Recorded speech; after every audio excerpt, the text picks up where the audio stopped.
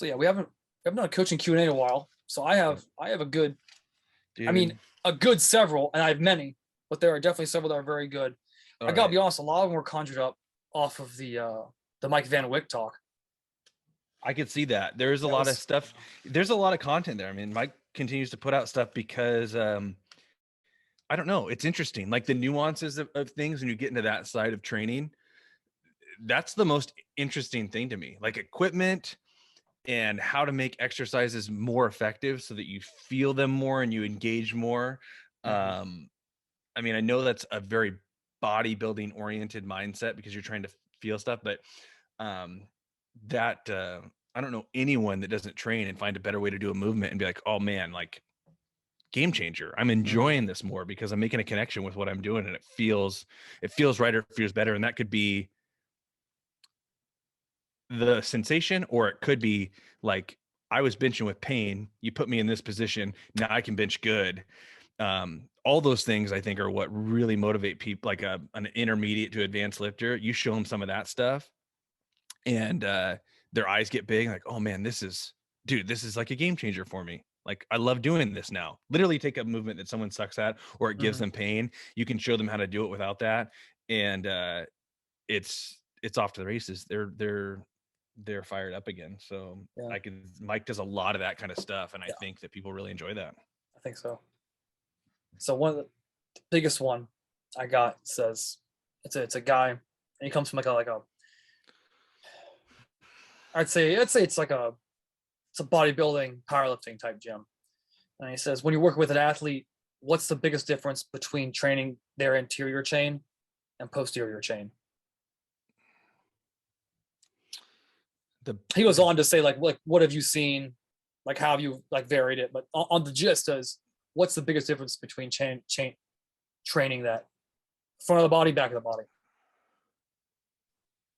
Dude, that's I can't tell if that's a crazy question or a really insightful question. I mean, this is I think that answer could maybe go a few places, but I mean, the first thing that you see in gyms or when people are developing their bodies in those places is, are we making the comparison? Make sure I heard the question right. Yeah. Training posterior and versus like from a bodybuilding standpoint and a powerlifting standpoint, or just in general, front to back? It was just this athlete. Like when you're training athletes anterior versus their posterior. So if you're training athletes, quads, abs, pecs, delts, biceps versus their lats, rear delts, glutes, hamstrings. Right.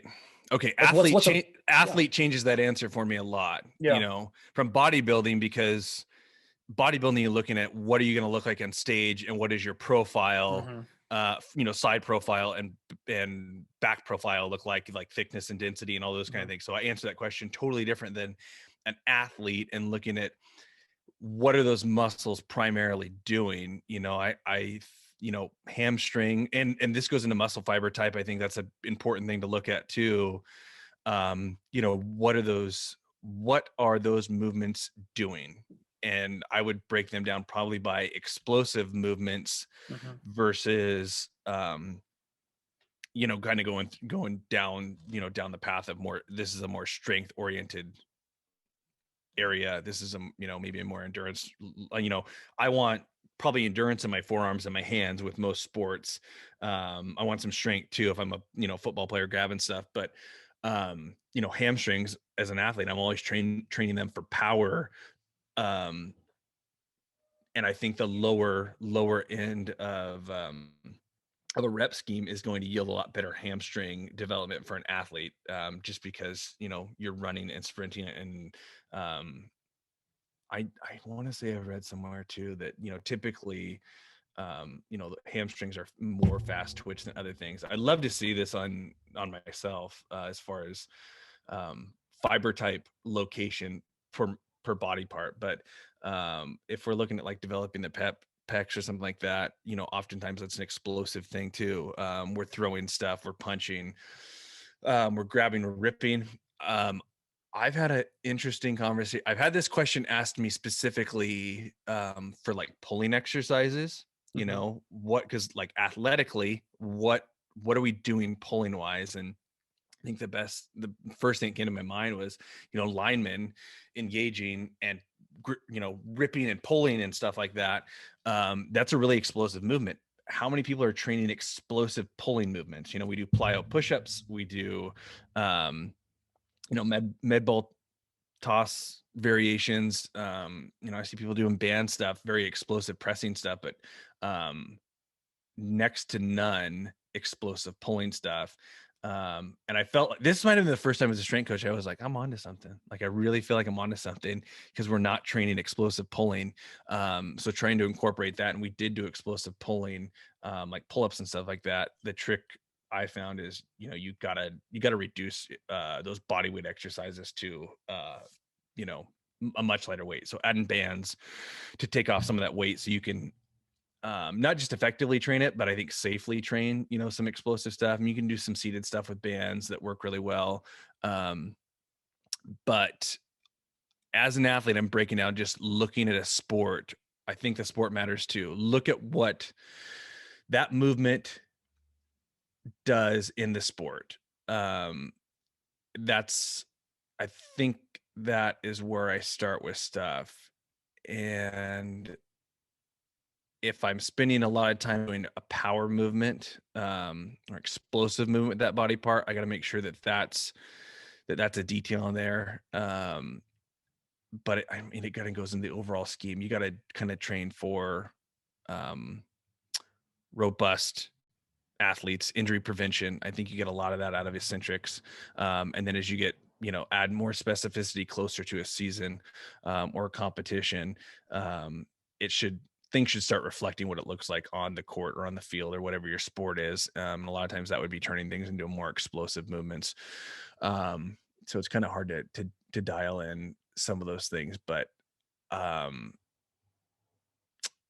mean, you know, it's like we've said 100 times, strength is kind of the base for things. And then, you know, if I'm doing a lot of jumping, I'm going to incorporate a lot more explosive stuff into my quads. Eccentrics too in my hamstrings. So you think about landing safely, you have to be able to absorb that impact. So I think a combination of training there works really well. You just have to do things in the correct sequencing, whether it be in a single training session or, you know, in my overall scheme, if I'm going to lay out the training. So doing those things that are going to build a lot of injury prevention up front, and then moving into more explosive stuff. Let me digress for a second. Just look at like body part specific. I don't think I'm doing it. I have seen people program like drastically different, and it's never, I've always questioned people on that, and I've never got a good answer of like, why'd you change the rep scheme so differently, you know, for, you know, whatever. Oftentimes it's pulling versus pushing movements. And maybe also for, you know, like a quad based movement or, you know, a hip hinge movement.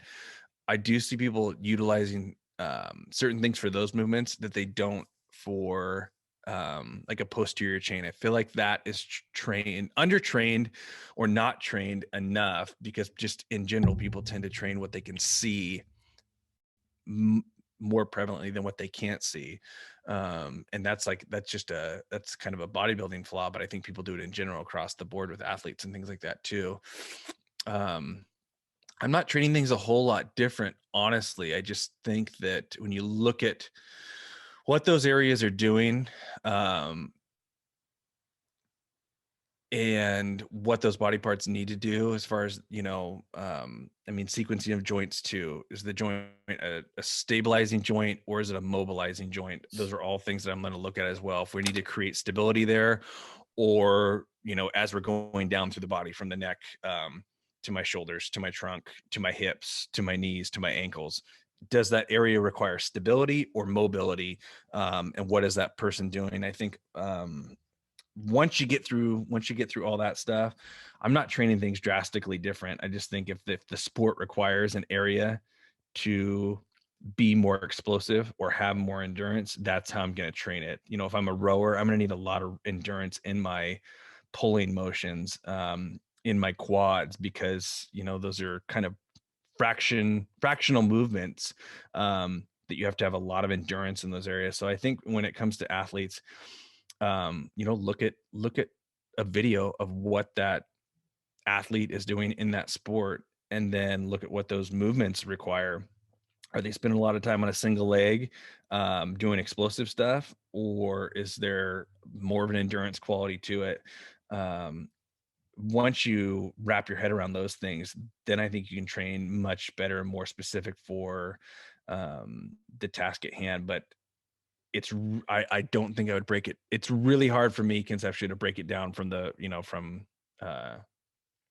from the front to the back, or body part even, because it just depends as an athlete. Be different though if it was a power lifter or a bodybuilder. Was there anything of helpful in that incoherent rambling? It was a lot, and actually it makes that's a hard question. That's a really hard question. Really small and basic in comparison. I think that's probably what we need here. I mean, anterior musculature versus posterior musculature for a powerlifter, really for an athlete or a bodybuilder or a CrossFitter. Like, I mean, anterior musculature, I think on the whole is a much more stricter execution than a posterior chain musculature. I think a lot more, when you look at, the back musculature, you have 180 degrees, you have retraction, you have depression, and everybody is the same, but every body is different. Right. So origins, insertions can be slightly different. So the freedom of motion in the posterior chain development, I think can be a little more, I won't say lax, but a little more fluid than an anterior. And just to prove this point, like on the whole, if you have a really good locked in bench for powerlifting, for athletics, whatever it's going to be, if everything's in control, on the whole, across the board, they're going to look approximately the same. Yeah. Now, if you have, someone who is, doing, a row, it's going to be slightly different because someone's going to tell you, well, when I'm bent all the way over, I feel it in my back. That's slightly up, I feel it in my back. I think that's a fair statement, because I'm definitely correcting people to the same position on, I didn't really think about that. Because that's like a nuance that wouldn't come unless I'm watching someone. But I do find that anteriorly, I'm given a lot of similar cues or adjustments to get people to a similar place, as opposed to what you're saying. Posterior, I'm adjusting people to what's right for their structure. Yeah. Still the same thing. Like we're all trying to achieve, safe position, but no, that's good. I like that you kind of think that, because it would have taken me a while to get to that place. No, and that's my biggest takeaway from that. It was a really good blanket open question, but that's the most open question I've ever, like, that's why it's hard to answer off the top of your head, because you could, like I said, I could have elaborated on any one of those areas more, because there's a lot going on there. If you divvy that up between your specific things that you're doing, whether it be more bodybuilding, strength training, whatever it might be. That's a good segue into one question. I got to find where I have it, but so kind of so we're looking at multiple disciplines, whether it be powerlifting, bodybuilding, CrossFit, doesn't matter what it is. Okay. If you have your specific goal that you're working on, that you like doing, how much time should someone spend deviating from that? So if I'm a CrossFitter, I think this is, you're better answering this too. CrossFitters that come into Westside that are looking to up their game, taking away from that, how much of that should they be implementing, like in a percentage base of their yearly training? Do you think someone's utilizing some of that stuff? If I'm a high volume bodybuilder, how much time should I deviate from doing that high volume stuff and do something else, or don't I?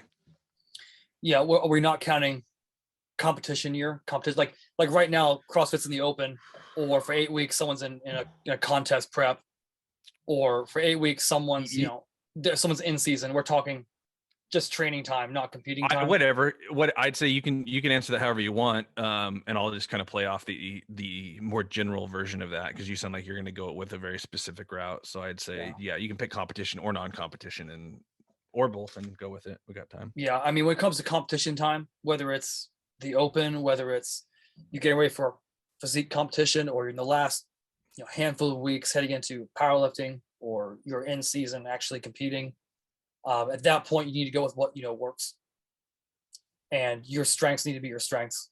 And then if you've done it right when you're not in competition season, what you've worked on will show. I'd probably say anywhere from 15 to 25%. And so that could be anywhere from like 1 day of 6 to like 1 day of 4 a week that you need to spend doing that. And it's legit session. So like your original question, like CrossFit, like when they come in, they learn everything. Like they need to take whatever they're weakest at. Are you really bad at upper body? Are you really bad at lower body? Mm-hmm. You know, depending on what you need more. Typically, I tell them to stick with dynamic day because let's be honest, how many of people in the CrossFit or really athletics in general have ever actively benched against chains or bands? Not very much. How many have actively done isolation movements for their triceps, their delts? Probably not a lot. Right. And if they have, I'm probably going to show them 5 or 6 new ones they've never done. Sure. So that's just, they can get away with that. Just dynamic work, lighter work, higher volume work, and it will translate over to strength. And they don't need to pound their nervous system down. And that's just 1 day a week. And whenever I train people, you know, for any sport, when I start with them, I tell them up front, like, I'll see you 2 days a week. I don't want to see you any more than that. I don't need to see you any more than that. So I'll see them 2 days, and it's just 2 dynamic days, learning how, getting good in positions they're not used to. And then after that, we make a decision if we're gonna, you know, go further down the rabbit hole. Sure. Always stay there, because if we can stay there and you're continually getting good at what you need to get good at, which is not necessarily, you're not a weight room warrior. You know, one of my favorite things to tell people when I work with them is, I can take your deadlift from 415 to 585. It's not in a year. It's not a problem. Depending on how big you are, it's not a problem. But if you can go on the field or the pitch or the court and it doesn't look good and you're performing less, why? Yep. Doesn't make any sense. No, So dynamic development for an athlete, in my opinion, is going to benefit them much more than doing heavy ass weights. Yeah. So for me, you're getting time under tension, you're getting power development. I know as a CrossFitter, or like someone's doing CrossFit, or you have a football player, or you have even a physique competitor, when they go in the gym themselves, they're probably going to end up lifting something heavy. Yeah. Because no one's telling them not to lift something heavy. Mm-hmm. And they're going to push. Yeah. To a certain extent, which is a level of intensity.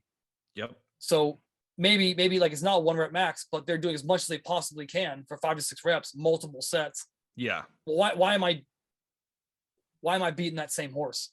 Yep. On the back end of the week or around it. So like a lot of people I work with, when they come in, it's like, all right, cool. I'll see you 1 day a week because your muscle ups are garbage and we don't do any muscle up work. It's learning how to use your back, getting really strong abs, just doing like 1-2 working sets, as much rest as you need. They think it's going to be something crazy. It's not. And 3 or 4 weeks later, they're hitting things they never hit. And then residually, because they're getting better at their posterior chain, you know, their snatches feel better. And their overhead work feels better. You know, and that's just 1 day a week. So that's that, you know, maybe 15% of your total time. Yeah. And then, you know, like I said, the open's going on right now. Like I have some people who are going 2 days a week. I've dropped into 1. Sure. I don't need to. Yeah. Yeah. You just don't need to do it. I know a lot of people, the freshness is gonna yield a lot more. Yeah. Yeah. And a lot of people try to pirate people and be like, I need to see you 3, 4, 5 days a week. Like, give me money. Like, I'm not a pirate. Yeah. I can't do it because I know. I mean, and your mustache and hair would argue otherwise, but I believe you. You seem legit. Dude, like I actually had this experience, and I have 2 dudes. One of them is he's like one of the top doctors at OSU, and he's taking a job at Boston Medical, like at Harvard. Okay. Like in 3, he's really fucking good. So he got better than a D on his last test. Oh, just a little bit, just a pitch, and you know his partner, like it's like they travel him around to go into massive office spaces and completely rearrange everything so that everything works smoother. Whatever that is, like professional feng shuier, if you will, but just pay a lot of money to do it. And put him on an inverse curl. The first time I ever put him on an inverse curl. So for those of you who don't know what an inverse curl is, it's a Louie Simmons special. It's like a Nordic curl. It's a little more aggressive.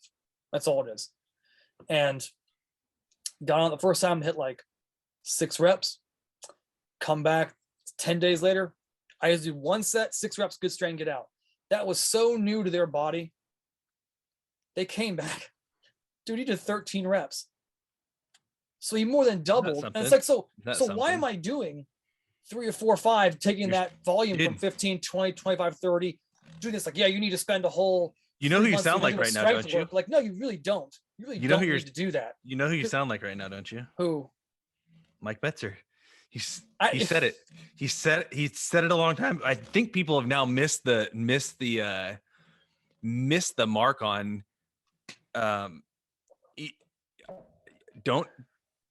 Don't mistake what I'm going to say. So I'll try to clarify how little you can do and yield such great results. You're doing the right amount of effort. You're making it hard. It's just the amount is quite low. You're doing one thing for maybe 1 set and you're doing it really hard, or maybe a second set, do it really hard. A lot of times I bet you're looking at the person, you're like, all right, we can do one more set. Like visually, I saw how difficult that was. That wasn't where I wanted you to get to. Let's do one more, maybe tweak your form just a touch. Yeah. Fucking nail this one.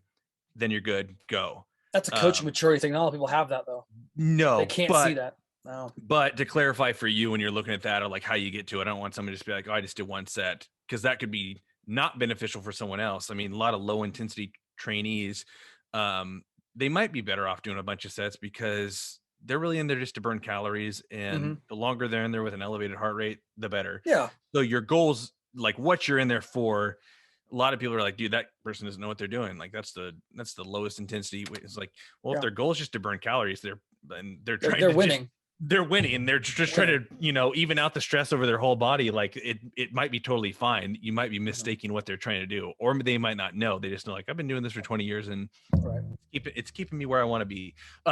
So no judgment. Well, I mean, to finish that, like that 15 to 25%, we ran that same lift, that inverse curl for 3 more weeks. So we went from 13, and on that last week, actually this was the last week, we just did this a couple days ago.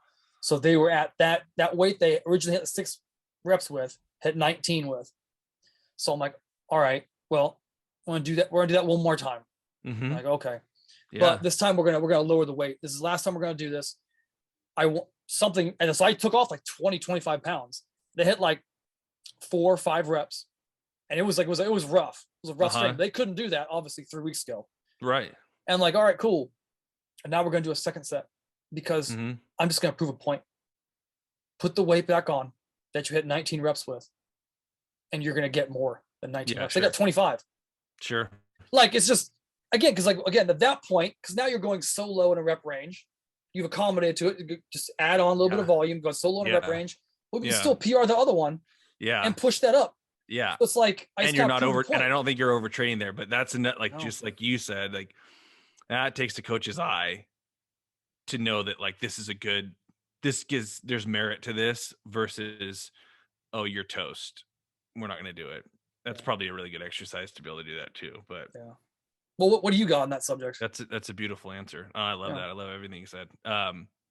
My percent is probably the same. I was just going to say like probably a straight 25%. And maybe since you touched on, you're kind of microdosing your type of training with people like, year long, a little bit a week. I guess for maybe the other ones, like let's take a power lifter or a bodybuilder or, and this could be done for a CrossFitter as well. Absolutely. Maybe 25% of your training. So I don't know, we'll take 8-10 weeks or something like that, where we're going to totally deviate. I think, we talked to Chris, Spieler. We might've touched on this a little bit. He did 6 weeks at a time. Yeah. So, and he was dropping traditional training to focus on one thing, maximal strength. And I have found this tremendous amount of development from a bodybuilding standpoint or a powerlifting standpoint when you switch gears and you go to the totally opposite thing. So if you've been hitting heavy weights for a long time, backing off, hitting volume, mentally that can really stress people out because they think they're going to go down. And that is possible, but the benefit for longevity and then be able to come back and maybe be able to better break through plateaus or wherever you might have been, greatly outweighs, you know, keeping the gas pedal pushed down and continuing to hit those heavy weights or vice versa. You know, I think there's a lot more nuance to bodybuilding because people respond to different things, but in the same note, you know, spend about 25% of your time if you're doing a lot of high volume training as a bodybuilder, and taking into account that you're responding well from that, because a lot of people do high volume and they don't respond super well, or there might be a flaw in how they're training or frequency or the recovery. But by and large, I think people would see much better growth if they came back and worked on their strength, pure strength, and lowered the volume, you know, 25% of the time.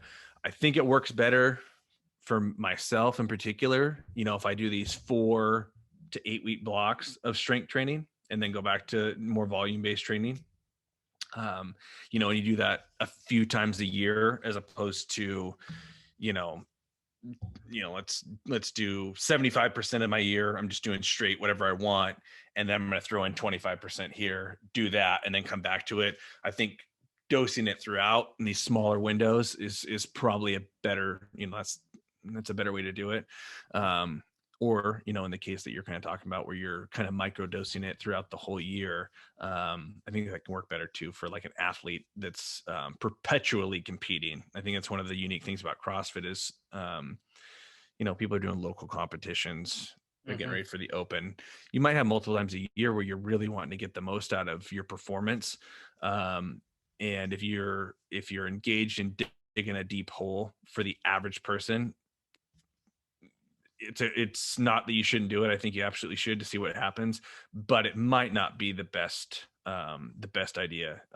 You also gotta, I do like Chris's quote. You got to know what the cost is and what how much the investment takes to do some of that stuff. I know with, you know, some of the people you train, and I train, often people want, like, if they're on a high, you know, a really challenging training program, people will be, or that they'll be doing something like that and they'll want to start a cut and start dieting. It's a bad idea. So your goals have to align, in the stars have to align. You have to be completely organized to do what you want to do. So you can't be doing a cut when you're trying to do a very, very hard, demanding program. You need to have a surplus. You need to be, you know, getting adequate sleep, and, you know, everything needs to be, you know, one straight line so that you can maximize it. Otherwise it's not a worthy experiment. But yeah, I'd say in that same thing, it's probably in that range of 25 to 15% of the time people need to be deviating from whatever they've been doing. I think I could even be stepping off totally. I mean, you see that a lot with, you know, the pros in a lot of sports. They take 2 months off now. I mean, Gronkowski goes and does WWE, comes back against the ring. Yeah. I mean, I think it's Dexter Jackson that's been very, very diligent about taking legit time off, like not going in a gym for a hot minute after he competes. And you look at that guy. Yeah, it sounds right. I think he's one of the ones he's lasted for a while. That's done it for a long time. Yeah. And I mean, the dude's doing something right. Yeah. And pretty sure he's known for taking those windows off and not doing anything at all. And people, you know, I was always raised, you know, looking at stuff that you don't ever stop. Like, you put the gas pedal down and you don't stop. No, that's the environment I was in too. Wrong.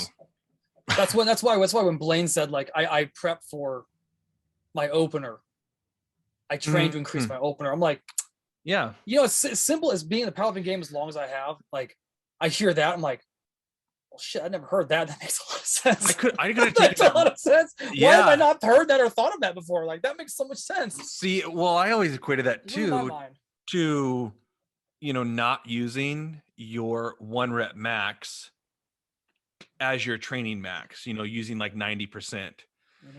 So, I mean, I've done that a lot where you're training to make that 90% better, which, you know, that's probably closer to your opener. Oh yeah, that is real. I've done that a lot, and I tell athletes too, which drives people nuts. But I don't let, you know, someone gets a new max, A really true max. I mean, this is different for, let's say like your bench press, you're benching 400 pounds and it went down 50 and you hit 400 pounds again. I'll let you use that max. But if it's someone who's hitting a 50, I don't even know. I've had crazy PRs in a very short amount of time with people hit a 50-pound PR and they're like, all right, what am I using for my percentage today? I'm like, you're not using your new max yet. We're going to, you have to use 20 pounds less than that. Yeah. Yes. And that's not something that I have in a private sector job. I have never seen anyone do that. Not that it's some like secret thing. I just don't, if you don't have the experience, I don't think that concept's been presented to you. I think that's a common, more of a common thing in like a true strength conditioning realm. But if you're more in the private sector or personal trainer, that type of thing, I've said that to people or like coaches that have overheard me saying like, why don't you let them use it? It's like, there's probably a better analogy for that, but you're not necessarily ready. You're just not ready to handle that. Not just from a central nervous system standpoint, but like there's no point in digging that hole deeper when you don't need to. You can use 90% of that and continue to make this perpetual progress, as opposed to now I'm using this, really hurting myself. If everything's going good, I can recover from that. But a lot of people can't. It's more stimulus than they need. Along with a younger individual, younger trainee, is still developing the ability to strain under heavy loads. And I've seen form breakdown really quickly when they're allowed to use their new backs, when they're not quite prepared to do that. Because I mean, you think about how much more load you're adding after the preceding program, where you like toward the end of a program, I know like, oh, you're going to max more, but I don't realize like we could be using a really small percentage of what their real max is now, and they're still making progress. Maybe it might be 20% lighter than what they feasibly could have on the bar and be able to move it for the reps that they're trying to get. So it's just not necessary, because then you're increasing the work or you're increasing that training session if they're using the same movements, not by the 10% more that they now increase their max to, but exponentially more, because the load they were using the past couple of weeks was much lower because they were getting stronger really fast. So there's just no point in taxing them to that degree with a new max, especially if it's like a huge thing. Maybe I'll flirt with it. Maybe I'll take off just a specific amount of weight, or I'll have them use 90% of whatever that load was. It depends on what kind of a jump they made. But even if it's a 5-pound jump, I'm going to make them acclimate for a couple of weeks, and then we'll start using that little bit heavier load that they were using. Cause, it seems to be much more effective. And that's been, I've stuck true to that rule for a long time, and I've utilized it, and it just makes way more sense from a lot of different angles. Yeah. I mean, this last, while we were on this project, I, for the most part, completely got off major strength training. Sure. And in favor of just purely, and a lot of it was just because time, a lot of it was because when I went to the gym, it was off base, and it was, more bodybuilding type gym. Yeah. But I took a whole year and I just did just progressive overload. And I kept RDLs, kept stiff leg deadlifts in it. I kept safety bar, back squats in it. But dude, now that I'm back and I'm finally getting under the straight bar again, and whether it's I really feel it on floor press, dude, it feels like magic, because I have so much more upper back. I have so much more understanding of how to depress my lat. And the scary part was I was good at it before. Right. When I was living in Westside, I was good at it. I was really good at using, like, I'm very good at, like, my whole strength is being able to manipulate my body into perfect position. I'm a very slow twitch person. So strength wise, I suck. Well, I can put myself in a position that allows me to compete with those guys. Yeah. And now I have so much more. And I'll tell you, on a straight bar, I've never really felt my triceps as much as I do now. And really the last couple of weeks, I've noticed that I'm like, this is going to get really interesting in 8 weeks. Yeah. It's going to get really fascinating. So once I get the leg drive back on the bench, it's going to be fun. Squatting, like, I feel like a ball bearing down there. That's going to get interesting. Pulling, I mean, I've continually PR my RDL and my stiff leg. Mm-hmm. So getting back into, I start playing against bands or from a deficit, it's gonna get nasty really quick, and my volume's gonna drop. But that was I took a whole year basically of not doing like what I did for been a part of 10 years. Time. Took a like which is to deviate that long from something you've done for so long. Like I'm a little different than other human beings. I've just done it so many times I can just automatically click back into it. But dude, if you understand how to do that, it just goes. And actually, it's funny because I think it's really healthy to do that.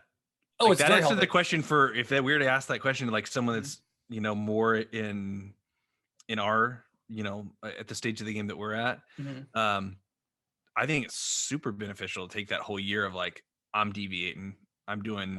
I'm gonna maybe find something that needs to be picked apart and do it, or just deviate for variation reasons like you did, and then knowing you'll come back to it later. But so much you can learn so much from that, and then like I said, like you saying, you can tell the comeback is like you've now gathered more information, and coming back to it now, it's like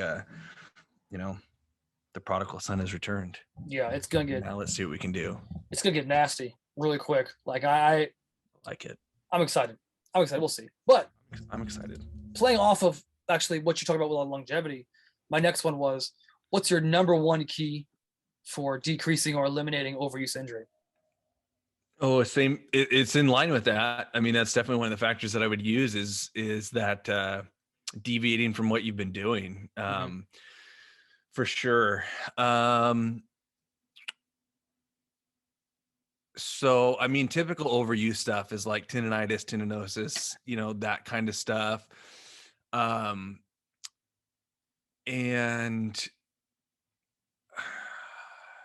I'm just thinking about, the people that I've typically what they were doing when they did that. I noticed that a lot of volume people will be complaining of tendonitis kind of related things. A lot of the overuse stuff like knees and low back, I don't know that it's from their training program, because I always find flaws in their technique that's a big enough problem that I think that's where the overuse injury has come from. It's like the training wasn't the overuse, it was improperly doing the movement wrong was causing the issue. And they were interpreting that as the program, when it was the execution of it. Rest is number one that I would look at. Make sure that's good, and if it's not, get it in line, or I don't know. Then we kind of tweak the training.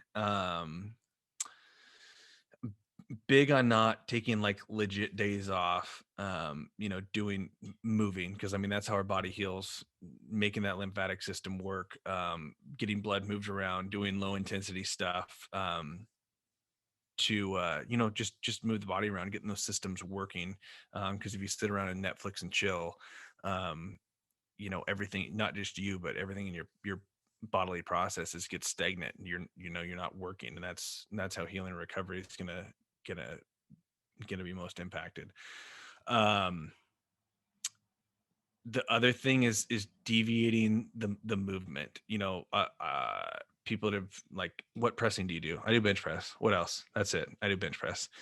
Changing the movements, changing the angles. A lot of people I see doing the same. It's a common one. I didn't think of this, but this has been a common theme. When I had a lot of people come train with me for like 1 week. They go, I just want you to kind of like, for lack of a better word, I want you to unfuck my program. Like, this is what I've been doing. They'll show me what they've been doing. And these are often people too that we start doing stuff and they're like, I don't like to do that. It bothers my elbow, or I don't like to do that. And I was like, did you do it before? What did you do it before? What did it look like? People do the same movement multiple times in a training session, and that's the first thing that I pick out when people are writing their own programs and they want to figure out what's not working. They'll do flat bench press, flat dumbbell bench, flat flies. Yeah. There's my chest day. And they've been doing the same thing forever. And they'll do the same thing. Like, I did lunges, I did leg press, I did front squats or leg extensions, like just hammer their quads in the exact same kind of way. And you can tell how they're developing. Oftentimes you can just see how the musculature is developed, especially if they're training hard, they're developing, but you can kind of tell pretty quickly what they've gotten good at and how those muscles are developing and how they're doing those movements to make it so. And then they're also getting, they're getting some overuse injuries. I think one of them too that isn't as common is overdeveloping and then having, compensation issue. See a lot of people get really, really strong quads and wonder why they have so many hamstring issues. There's a huge disparity between their quad strength, their hamstring strength. And then if they're an athlete of any kind, or they want to run, and they want to do something else and they're having all these issues, and you kind of make a comparison of like, how strong are you? This kind of goes back to the first question too. How strong are you and, anteriorly versus posteriorly? If you, I've seen this happen to you, you won't even believe it, but I've seen some dudes that NFL bound that can bench 500 pounds. You put them in a bent over row, barely can they bent over row 80 pounds properly. Yeah. And if you had them do improperly, they could probably do it 10 times with a little English.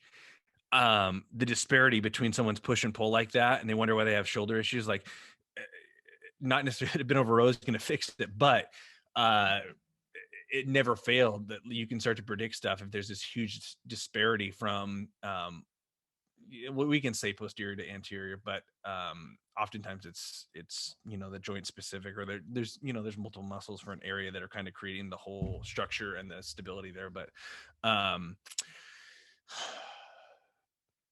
want to more concisely kind of simplify that for people, but it's recovery. It's looking at a training program, make sure it's adequate so it's not causing the overuse injury, making sure that the pattern looks good.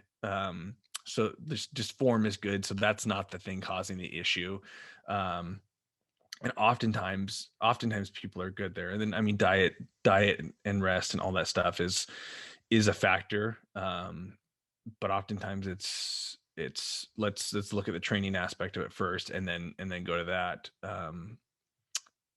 If because there isn't always an issue with the recovery side of it. They might be doing stuff right, but that you can only do so much if you're overtaxing yourself, and that's typically where I see overuse injuries. People are either training too fatigued, they're not recovered, which the simplest thing I'd encourage people to do is get some sort of a heart rate variability monitor and look at that. It's not the end all be all of overtraining, but it'll give you an idea, and it'll give you some merit to, how many times do you wake up feeling like, oh, I feel like trash today? Is that a mental thing, or are you legitimately, burned out? That'll give you some biological feedback to know how taxed you are. And if it's a good idea. And I've utilized that for a long time now with some really profound insight into my own body, and it's changed my own training quite a bit. And the strongest I got was when I was actually monitoring that stuff, consistently every day, and was able to avoid a lot of things around that. But yeah, if you're getting hurt training, that's a good sign, and it wasn't your form necessarily, or form broke down because you were tired. That's a good sign that you need to have your program looked at by someone and let them tell you, what makes sense. And if it's too much, I mean, you can look up things too. Someone wanted to look at like an INOL value. You can kind of equate how taxing a single session is, and equate that over a whole week's time span, and kind of get in the realm of, is this good for recovery or loading, or, really making some progress. And there are equations out there to be utilized to kind of guide yourself into the right amount of taxation throughout a week. Because people might be doing too much, or too much volume will get people in trouble really quickly, even if it's at a, very submaximal. If you don't know why you're doing 50 reps of something on barbell curls, oftentimes it's a really good way to get someone into some trouble with stuff. But hopefully that's provides something for people. Yeah, I think just decreasing road mileage. Yeah. you think about your joints and tendons and ligaments like it's a vehicle. You can't burn the tires all the time. And I think people doing multiple sets, 4, 5, 6, 7 sets outside of looking at, okay, I want to burn calories. Yeah. I think if you can take it and you know what you're doing, if someone who really knows what they're doing, they can do a hamstring curl, really squeeze, and we just really work that hamstring curl all the way out with one set versus someone who doesn't know what they're doing. So I think learning actually how to do it properly first, and then narrowing it down to you only doing one set, you're just really wringing that muscle all the way out so it's completely fatigued, getting off and moving on. I think that's my number one. I didn't think like that really until the last 2 years of me being in the game. It was always let's start at 3 sets, work up to like 5 or 6. And now it's more of a, what I mentioned earlier, like a refinement of the position, learning how to use the muscle or the musculature, whatever we're doing, or the movement, and really just like if you're doing a sumo deadlift for a top set, for a triple or a max, you are just so keyed in, you feel like your head's gonna pop because everything's so tight, and just send that signal and then get off. At that point, you don't need to do 3 or 4 or 5, 6 sets. It's just not not necessary. And, so really and just test think it. about just think about keep track of your numbers, people, and test it and see what happens. Just decreasing road mileage. Really. If you're the better you are at training too, and the better you are. I told my brother this the other day.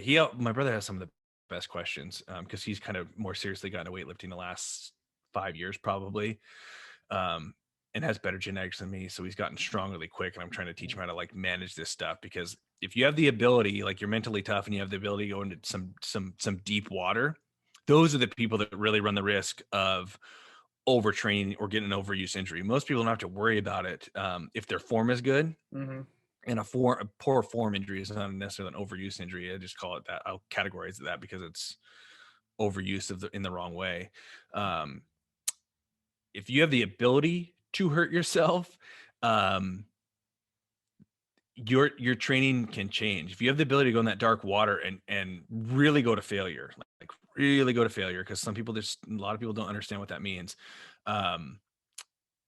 You don't, like, just like you're saying, you don't have to do very much if you have the ability to get to that state. I think I'm just coming up with this now, but I think a good, marker for that would be the fact, like, okay, I'm going to do this set all out, blood and guts, spleen popping out of my eye, set to failure. Rest as long as you want and come back and do it again. If you don't get as many, that second set was not, it's the law of diminishing return. That next set was not worth it. You might as well have just done that one good set, because if you try to go back and do another set to failure to the same degree and it's not better, it's not worth doing. Most likely. Okay. All right, what do you got?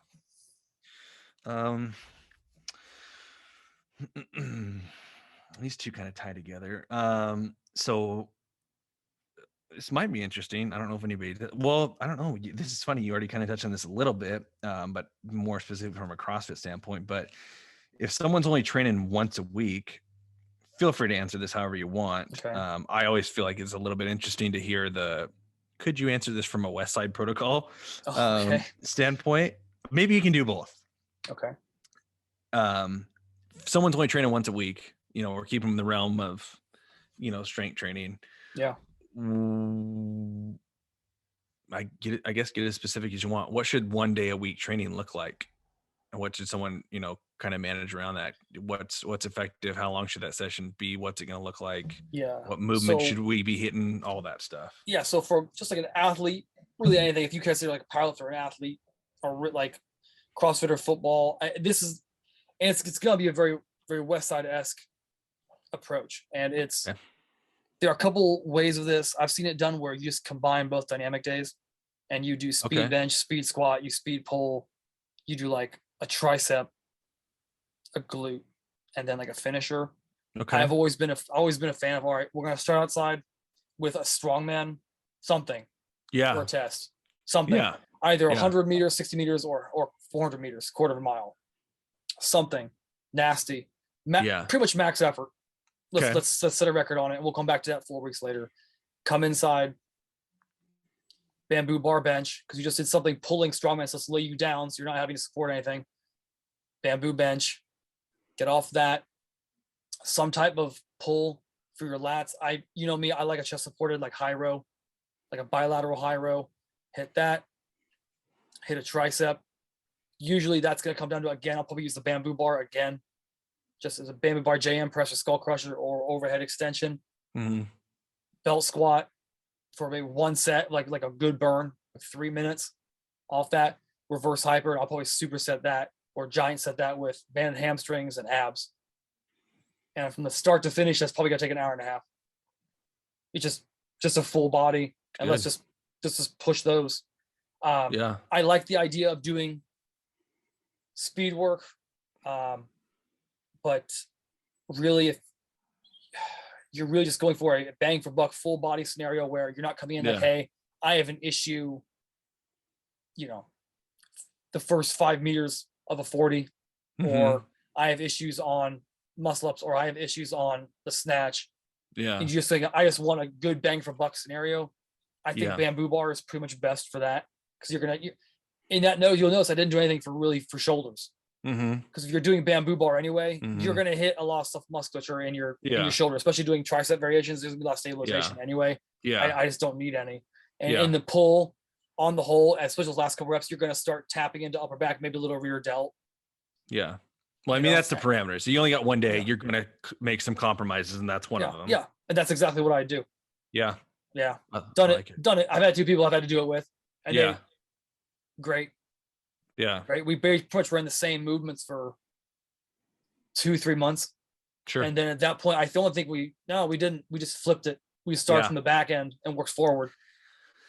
I think that's the benefit to that one day training. There are some perks to it. And that's one of them is you can hammer the same movements perpetually for a very long time with very little variation, with no risk of overtraining that movement or anything. Cause you're recovering before you hit the next session. Did you notice obviously I think training age matters there, but they were making pretty substantial progress with only 1 day a week, or is that just 1 day a week with you? That was 1 a week with me. And then they go and they do the other stuff. One of them was obviously one was a CrossFitter, and then one was, I think, he was a multi-sport athlete. Sure. And it was just, we see something just kind of armor ourselves on a bang for buck type scenario. And I told him, this is what we're going to do. We're going to have these 8 movements, and we're going to do them virtually every time you come in here. I never use the term chasing or I used to use hammering. I always use the term mastering. We're going to master these movements. They're phenomenal. I can justify everything we're doing in here. If you have a coach who can't justify everything you're doing, from the exercise to the progression to rep selection, you need to get the fuck out. Yep. You're in a wrong place. You can get out. I can justify everything I do. You know what? And everything. Yeah. That's the best answer for the question that we talked about on an earlier episode, which was how do you find a good coach, or how do you discern between a good coach? I probably said that too. I hope you did. That's really the only answer you need. If you ask them why you're doing something, or why all this stuff is going together, or why you're doing it, if the coach doesn't have a very specific, a legit answer, not saying because that's what we're going to do, a real answer of why you're doing this movement, or why that movement's good for you, why the sequence of events is going in this exact order. If they can't answer it for you, you need to get out, because you have to know the reason behind why you're doing it. And that's not a hard thing for someone they have to be competent. And that's a good way to test it. Why are we doing it? I don't know. And let me just quickly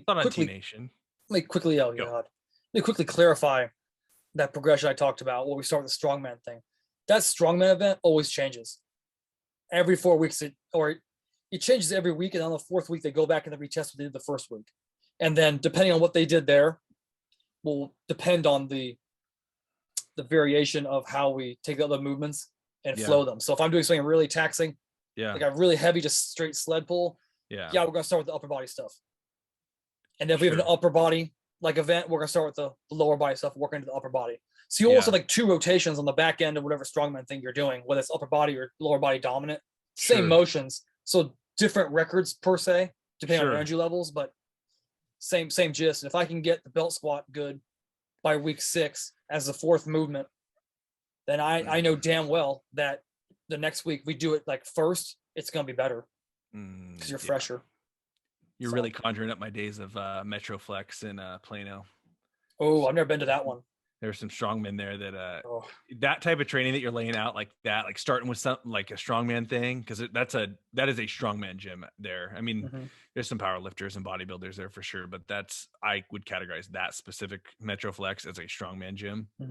And man, that's fun training when you got like 3 or 4 guys that are doing a training program like that, where you start with a strongman event and you go in to do some accessory stuff after that. Oh, that's fun training. It's just fun. Yeah. It's fun. If you got a group of guys that are getting after it and are serious about it, like that is also a really fun style of training. I'd always do it like once. That was similar. I do all my bodybuilding like once a week. I try to jump in with those guys and just do the strongman stuff, but that's what days look like. Yeah. For them. Oftentimes I do the first strongman thing or maybe a couple strongman things with them and then do my own stuff, but that sounds fun. Yeah. What do you got on that subject? Is that, like most subjects, I could answer it 10,000 different ways. So, I mean, I'm going to try to, specify it for maybe you went more. I think yours works for anyone. Probably works even better for an athlete or strongman-esque athlete. Yeah. But for maybe a more general trainee, I'm going to pick out probably some big movements. There's some fun ways I like to do this, and I like the aspect of work capacity in there too. So pushing the pace, like you're getting a lot of that with that first movement.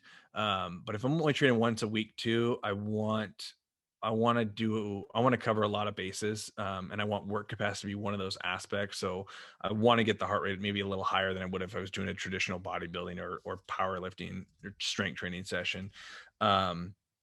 I like giant sets. I kind of like circuit training. I just like organizing in a different way when I'm doing it. I'd say 3 kind of ways that I would break it down for people that are worth trying is, pick out somewhere in the realm of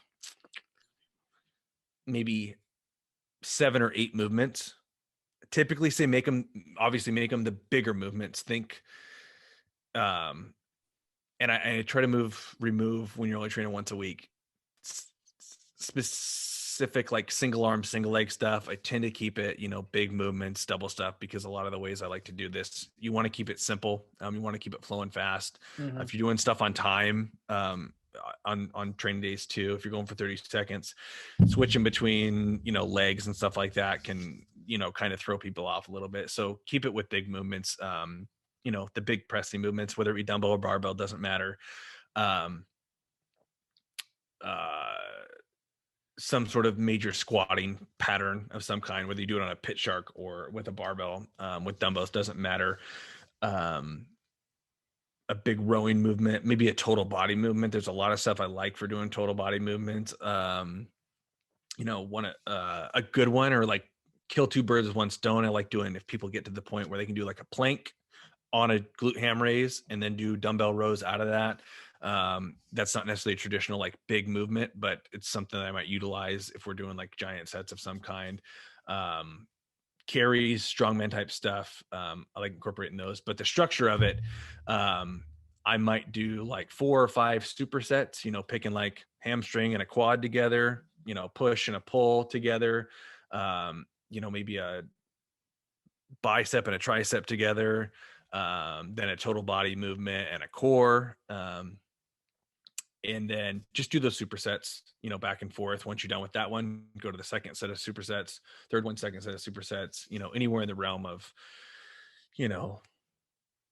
2 to 4 sets, maybe, and taking minimal rest, keeping it 30 seconds, maybe 60 seconds or less, for those things. Cause I want to get some strength out of it, but I also want to get some, work capacity and some cardio going as well, because I'm only training once a week. Another one that I like is more of a sweet sequence, like you said. I like doing like a giant set though, turn it into a circuit, and picking one movement as my my strength movement, or maybe I'll throw in a power movement, then I'll go to a strength movement, then I'll go to like a carry or something like that, and then maybe, I don't know. Let's really lay it out. Let's say I'm gonna hit a squat. I'm gonna hit a med ball throw of some kind. Let's say a reverse med ball toss. Then I'll go into a squat.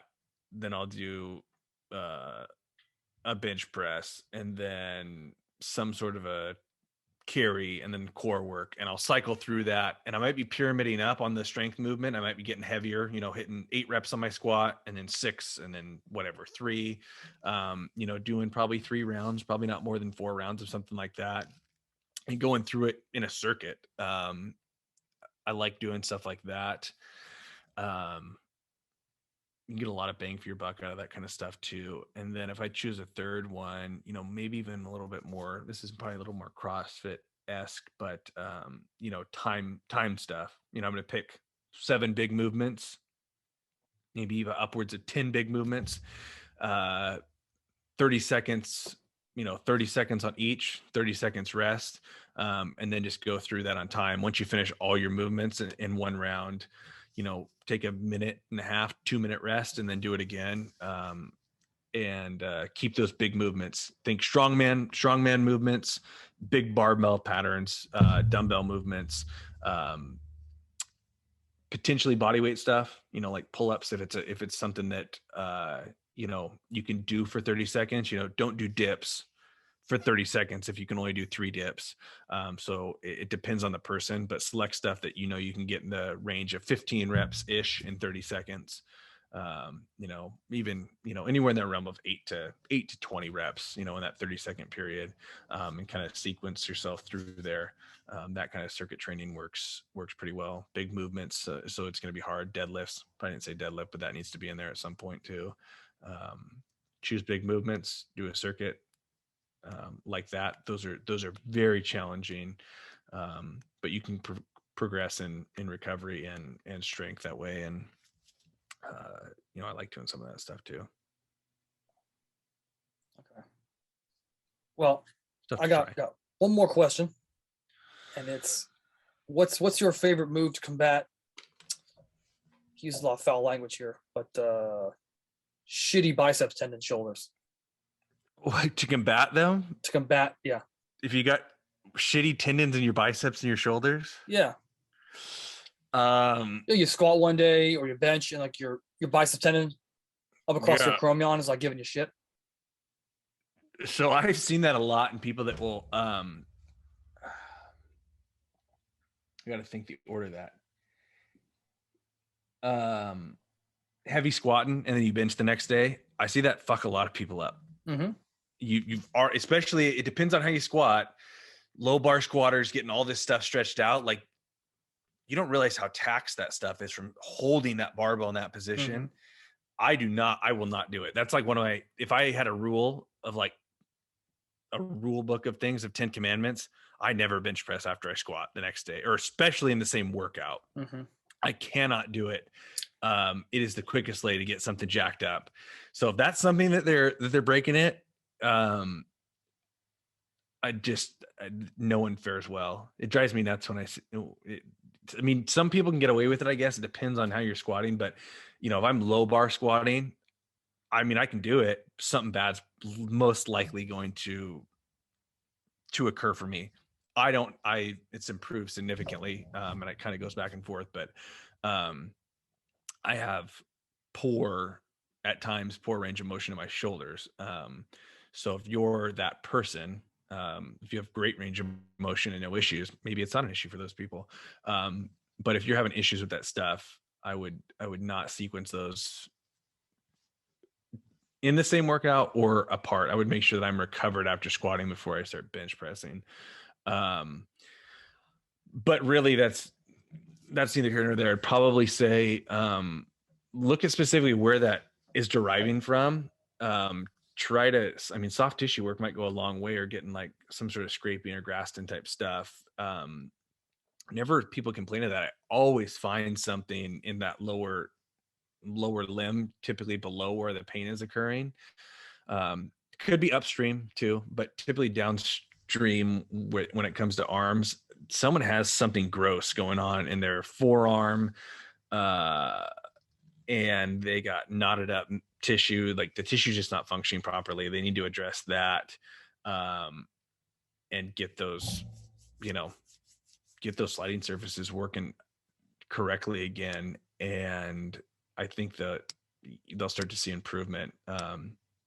Voodoo flossing is something that sometimes I find people respond well to. You can start to make some improvements with those kind of issues. But digging that stuff out, if you find knots and stuff, I always find issues, knots somewhere. People have knots in their shoulders and their shoulder blades and that front delt. And here you start digging around and doing soft tissue work regularly on people, combined with some mobility work, and that tends to correct a lot of stuff if they're consistent with it.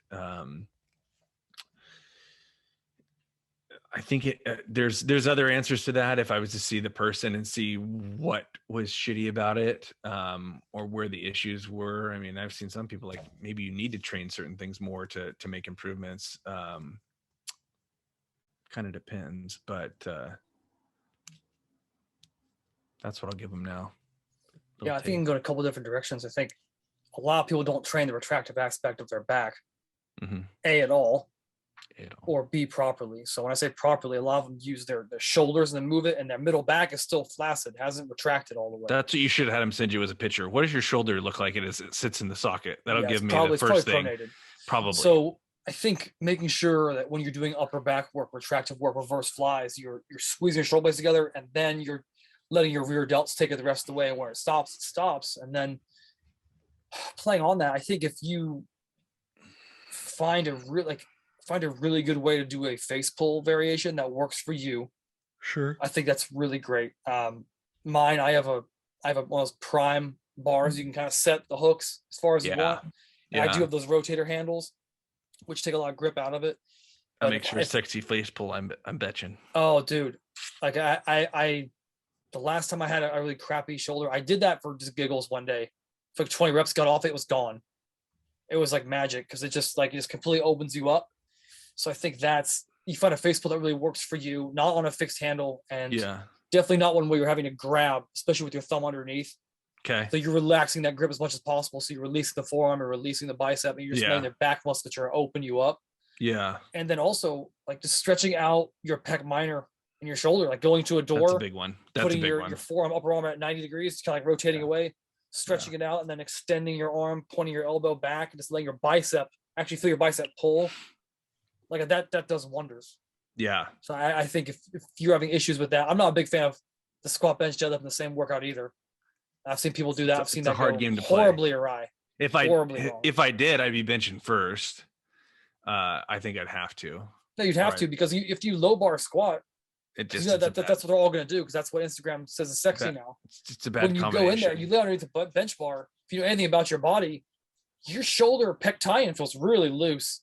And not not like, oh, I'm ready to go. Like, oh no, this is like overly stretched. You're just, you're waiting for your anterior delt to take over and something to pull or pop or tear. I still see high-level coaches programming shit like that.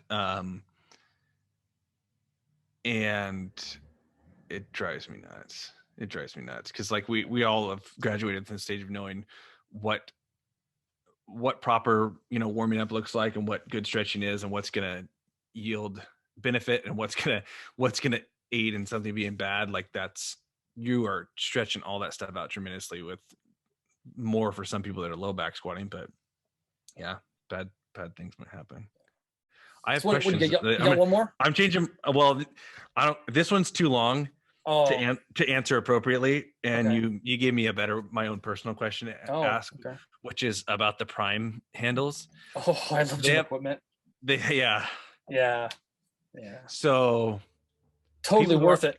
People who aren't familiar with the prime stuff, you should look at it.